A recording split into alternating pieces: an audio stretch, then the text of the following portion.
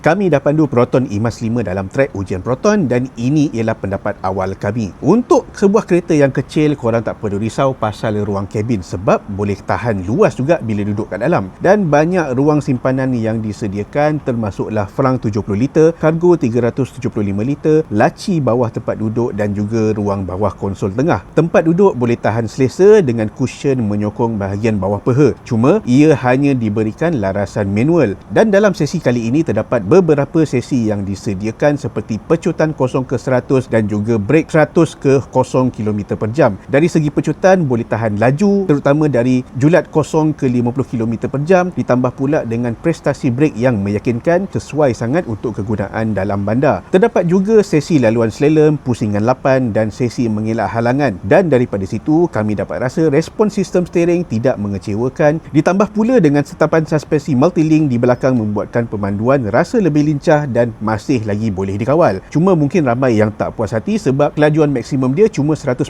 km per jam. Kami akan ulas lebih lanjut dalam video yang akan datang. Jadi dengan harga jualan dari RM56,800, Proton Emas 5 ni berbaloi ke tak untuk dibeli pada tahun ini? Cuba komen sikit dekat bawah.